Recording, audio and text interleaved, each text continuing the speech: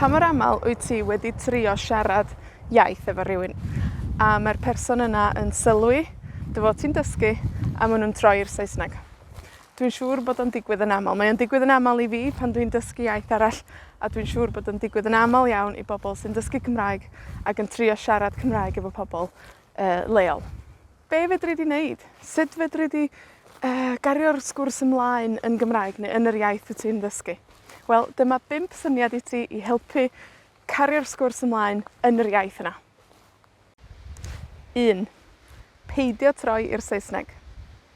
Dydy hi ddim yn hawdd peidio troi i'r Saesneg, achos pan mae'r person arall yn troi i'r Saesneg, da chi wedyn yn automatic bron yn gwneud hefyd. A mae'n gallu teimlo chydig bach yn chwythig os da chi yn cario ymlaen i siarad yn yr iaith arall. Ond mae o yn mynd i helpu, a mae o yn mynd i weithio.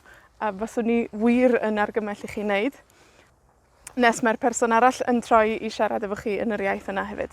So, os ydy'r person yn ateb yn Saesneg, a ti'n gwybod bod nhw'n medru siarad yr iaith, cario ymlaen i siarad efo nhw yn Gymraeg. Paid ti a newid i'r Saesneg. 2. Gwella dy ynganu. So, mae ynganu yn ffactor bwysig iawn pan ti'n siarad efo pobl iaith gynta. Mae pobl iaith gynta yn medru clywed yn dda iawn, os ti ddim yn siaradwr naturiol yn yr iaith yna. Unrhyw fath o acen gwahanol.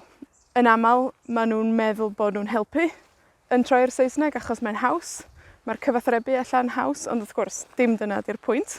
Y peth efo ynganu ydy, os wyt ti'n gallu pigo fyny pethau bach mae pobl iaith gynta yn neud, mae'n mynd i helpu ti lot. Fel geiriau bach neu cywasgiadau pan mae geiriau yn mynd yn llai yn gwasgu.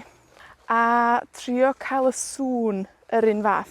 A mae hwnna yn rhywbeth effeithiol iawn. Os ti'n swnio fel person iaith gynta, mae pobl iaith gynta yn mynd i gario ymlaen i siarad yr iaith efo ti. Dydyn nhw ddim yn mynd i droi i'r Saesneg gymaint. Ti'n mynd i ffitio fewn mwy. So gwranda lot i wella dy ynganu. Gwranda ar sut mae pobl lleol yn siarad a jyst copïa nhw.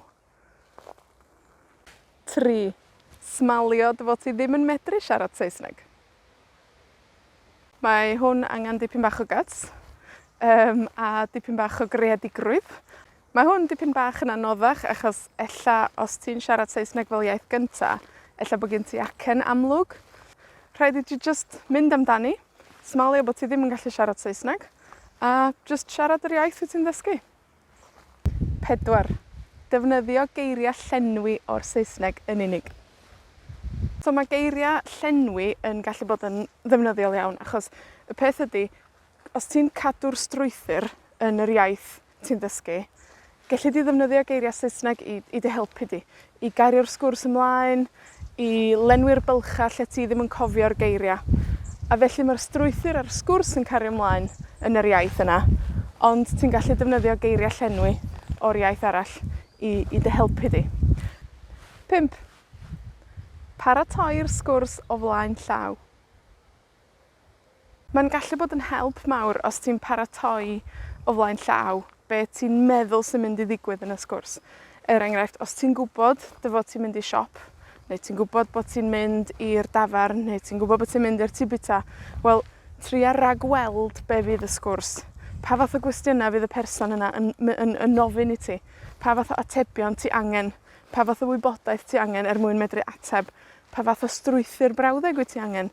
Pa fath o gwestiynau wyt ti angen?